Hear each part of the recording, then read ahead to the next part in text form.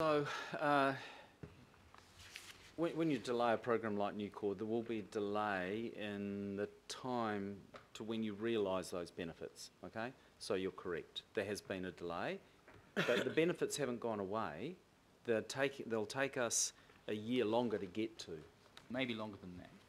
Well, in the case of New Core, it'll take us a year longer to get to the benefits that are being realised. We are recasting our benefits analysis because the project and the program have changed. That work's not yet completed. It's very important we do complete it, because once you've crystallised what the benefits are and when you expect to realise them, then you become very focused on delivering those benefits. And they are also then in turn incorporated back into our budgets. And we know that we have to deal with that because that's part of the environment we're working in. So those benefits we expect from New Core and from the ICE transformation program are being operationalised in terms of the budgets available to working departments. And so the benefits have to meet the original expectations in terms of dollar amounts, but the time to realise them has changed. I understand that. What it amounts to is there were a whole bunch of benefits, and those benefits were quantified. Yep. But our gain on those benefits has been delayed by at least a year, conceivably more than that. And there's a significant financial cost and an efficiency cost to this organisation. Because of that, it would be useful for us as governors to know what that is. And you may not have worked that out yet. I'm not sure. I did raise this on a prior occasion. Okay, so thank you, Councillor Walker. We'll come back at the next update with our view on what that benefits profile looks like and what the delay in benefit has been, so that we're all clear on that. Sure. So just to be specific, I'm not talking about the New Core costs and benefits around just New Core. I'm talking about the staff savings, all of the other things that we identified as coming from that. Okay. The other concern that I've got generally is just around peer review over this process. You've got EY in there. That's Ernst & Young, I'm assuming? Correct. Okay. Are there any other people, organisations with competency in this sort of area that it would be desirable to involve? And I've got a related question around that. Given that this is a public organisation, is there merit in opening ourselves more to collaboration with the wider IT sector? Because I think that there are a number of companies out there with expertise that might willingly offer us advice around solutions and enhancement and the like, so if we were more transparent. Oh, look, we're certainly transparent, so I don't accept that we're not. Could be more transparent. The transparency process we've adopted is the standard one around the RFP process, which we touched on. We've gone to market for specific skills in areas that we know will be required to deliver New Core. So that's a variety of organisations, all with competency in those areas, have been invited to bid. And so we've gone through a proper procurement process with the rigour around selection. So I think we have the best of breed advice that we need to deliver this program now as part of this team. And SAP is one of those organisations, so that was one of the big recommendations that has been made and accepted. So I think we've been through a good process. Whether we need to open that up more, I'm not satisfied that that would be required or necessary, to be honest. Okay, well, I guess the concern that I've got is the whole process of software development, cloud computing and the like is incredibly dynamic. So on an ongoing basis, we read about, we see new technology that's available, new ways of dealing with analytics that are more efficient conceivably than what we might be doing. So the need for constant re-evaluation and exposing ourselves to what is out there. We might have gone out for a bid and we might have had some solutions at a given point in time, but they may not be fit for purpose as they could be in, say, a year's time, 2 years' time. Sure. Like, so that's my concern. The organisations we've selected are best in class in our view, and part of the relationship we have with them is they need to be bringing us the changes in technology in that environment, so we can incorporate that into our way of thinking. So I think we've largely addressed that. But if we're going to deliver anything, then we actually have to lock down key providers and get going with this. So the longer we leave the churn on partner selection and delivery, I will be coming back to you for further requests for delay and increased budget. So we put a line in the sand. We're very clear on what that means. We've selected our partners. We'll complete that shortly, and we're about delivering this thing as fast as possible. Yeah. So as far as I'm concerned, going back to the market and looking for more partners isn't an option. I'm not talking about delay. That wasn't Okay. where I was coming from. It was about efficiency enhancement, Councillor acceleration. Walker, with Okay. respect, we did have That's this okay. discussion in November. I'm just asking some pretty straightforward questions. The other question just goes to the other parts of the family, particularly Auckland Transport, Water Care, Auckland Council Investments Limited, and obviously through some channels that also includes ports. How are they involved in our new core process at this point? So I might hand that over to Mike Foley, because he can talk about the broader relationship between the different heads of the information systems across all those CCOs and how Nucor relates to that. Thanks, Mike.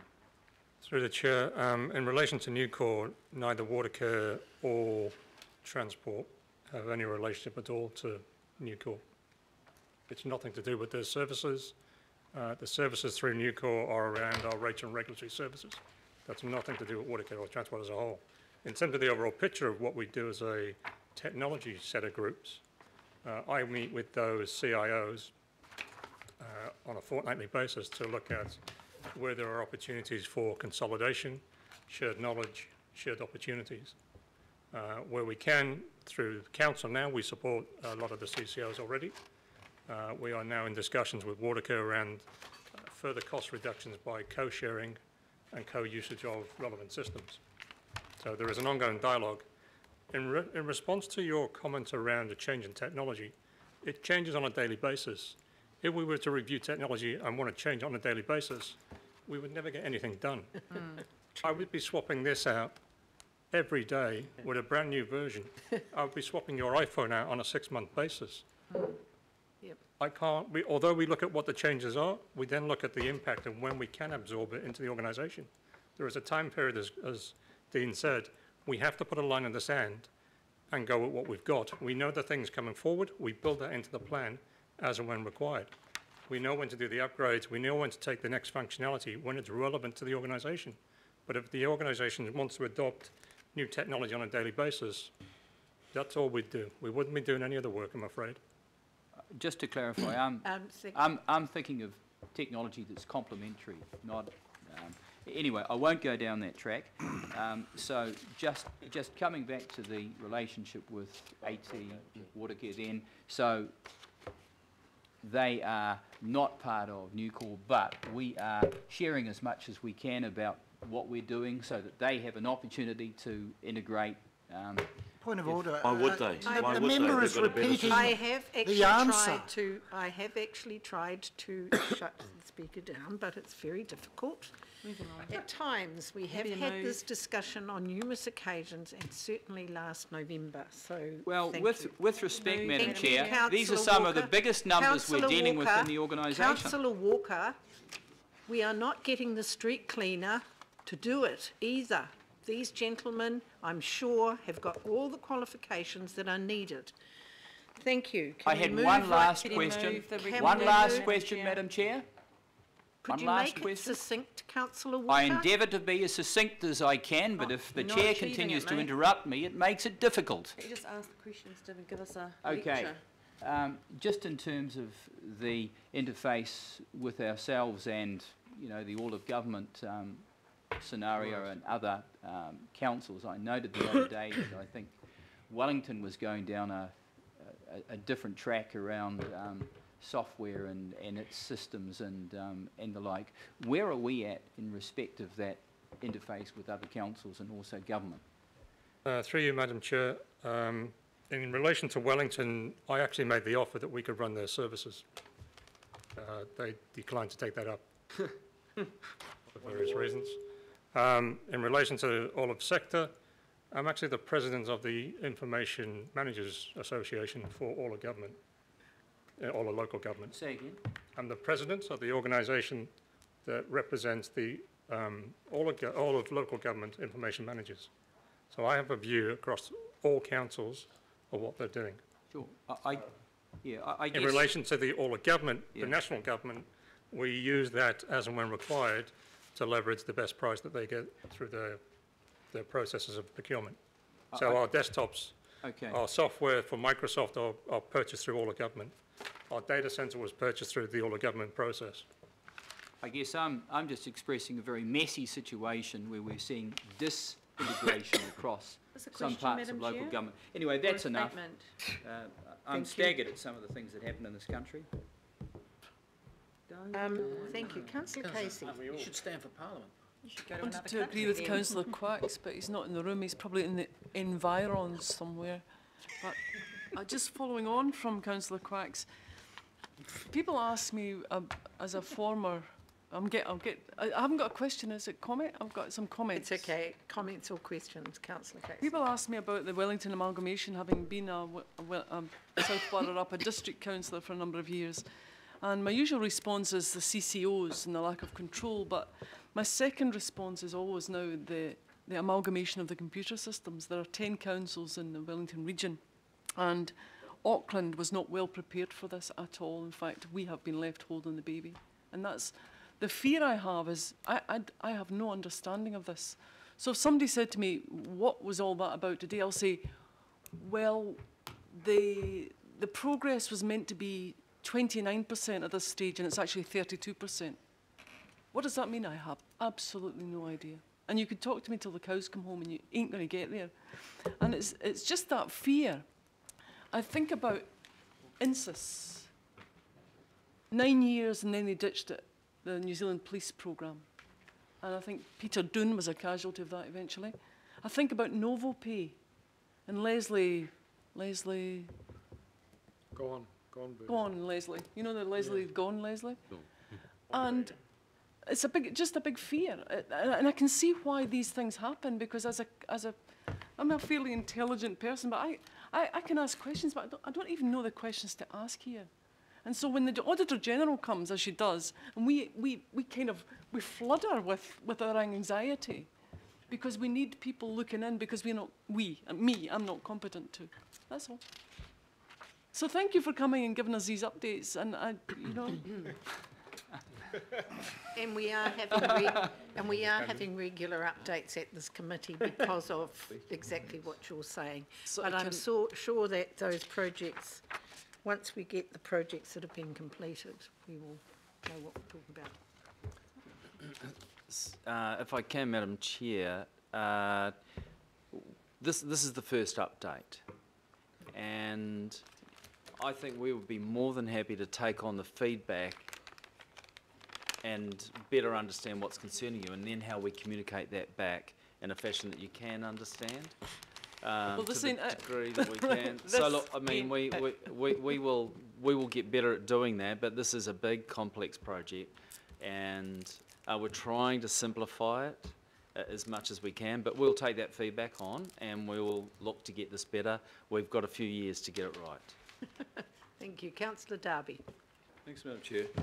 Just probably following up on some questions, and I don't really want to go over the November meeting, but I thought the business case at the outset was premised on complete consolidation and complete integration, and now I'm hearing it's not water care and not AT. So can I just, very briefly, I thought Nucor and SAP, as it's been procured now, and consolidation of data centres was to apply across the family. Was not the business case on that premise? So which entities were left out at that time? Madam Chair, through you, the original business case was solely for Auckland Council to consolidate its 8 regulatory systems into a single version. It did not represent a consolidation of water care or transport or any other CCO into that environment. So at that time, why did it not consider a wider integration of the total family, including its CCOs? Did it look at the further possible savings of undertaking such an integration? Again, The through data centre, new core, etc.? Madam Chair, through you, the data centre that we use is also used by Watercare. That's been in place for 7, 8 years now. So we leverage that purchase between the two of us. In terms of the consolidation of the whole group, there is a piece of work underway that I'm now leading to look at how we bring more costs out across the group. But in terms of the business cases, the two entities in Watercare and Transport are standalone entities that I can't touch at this point. I don't have legislation. Due to legislation. As I said, we run services for the smaller CCOs, so we operate for them. We are in the process, hopefully signed off today, to start to migrate the RFA solutions into our current environments, but we still support them. The wider picture of consolidation of a single system for everything is a long-term plan which will be longer than Nucor alone, because it's not one system, and I've said this many times before. We do not use a single system. There are multiple systems used in the enterprise. So we use a computer package for our geospatial, which is completely different from our SAP system. They, though, talk together. So the data that you see pictorially is held in SAP. They correlate to each other. Likewise, the stuff in SAP talks to, or will talk to in the future, a mobile device to the building engineers in the field so they can do online work forms and consenting. But that's, again, a work process going forward. But in terms of the whole consolidation, as much as I would love to do it, it's just a timing issue and a legislation issue that we can't touch them yet. We are in discussions, though, of how can we co-share and set up centres of excellence that we use the same systems where we can. So is there, because they've got their own systems, ideally, if the legislation allowed, we could actually oblige them to be part of one system, but we can't do that. That's what I'm hearing. So it's a legislative block. So it's just about goodwill on their part. Right. So are you saying that the goodwill is not extended at the moment to look at a more integrated new core and more integrated, data centre consolidation and sharing?